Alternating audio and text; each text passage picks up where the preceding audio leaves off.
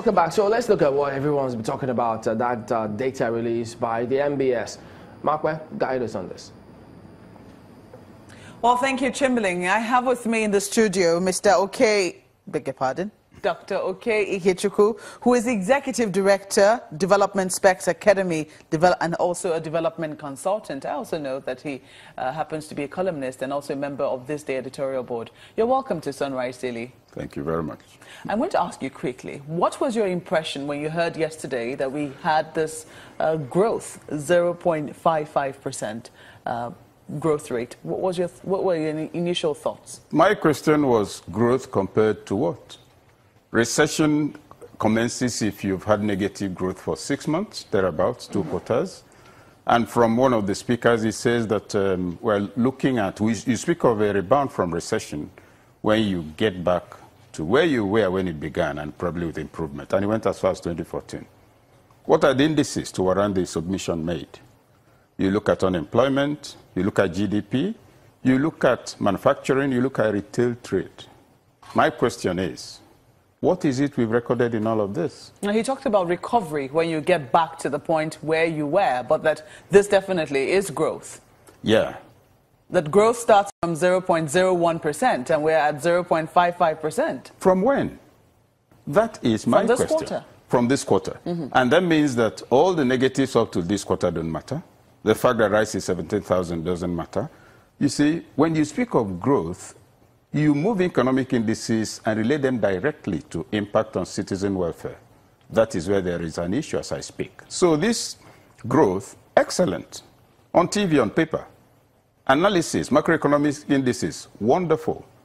When growth is not related to impact on life, it is an issue for me. But hasn't that always been the problem? I mean, we've always talked about how growth has always been non-inclusive. I mean, even when we used to have 6% GDP growth, for instance, you know, part of the problem was that unemployment was quite high and that it was always in sectors such as oil, which was not able to absorb as many people as should get employment. So that has always been an issue. But when experts are going to make the complaints that the economy is not doing well, part of what they cite is also the figures. So are you saying there's nothing to check? That at least the figures are beginning to look up? For experts, there's a lot to cheer, but Nigerians are not experts.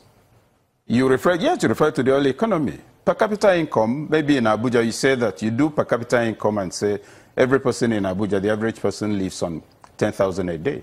And you find that 3 very wealthy people are the ones with the money.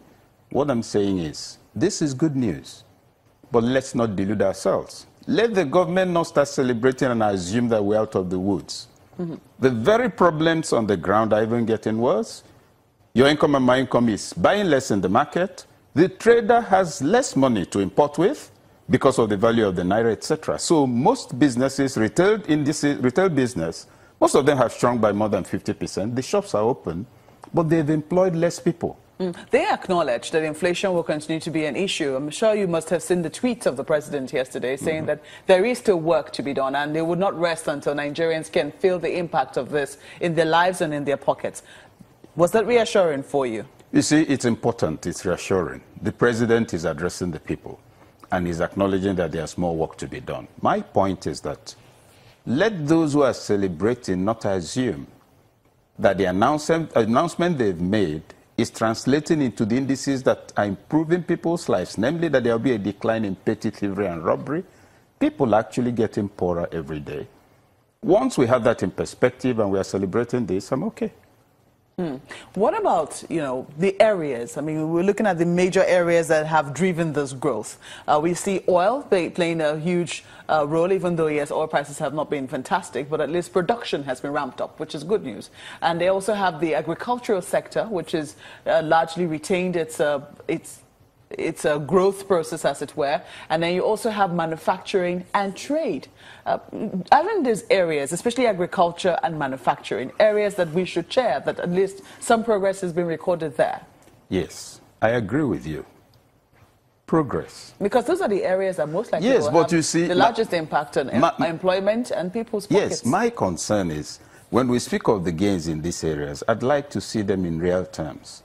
If there's an improvement in water supply in Channels Television, there should be water for you and I to drink. Now, you say there's improvement in agriculture. I wouldn't dispute the figures and the indices, but the point is that agriculture is about food and feeding.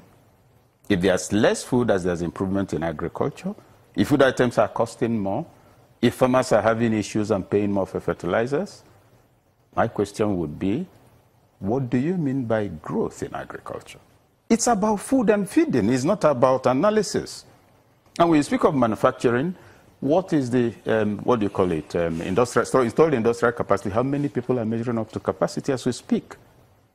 So it's not, oh, they've announced growth and somebody is now being very pessimistic. No. It is the fact that growth is about you and me. It's about Nigerians. It's about parents being able to feed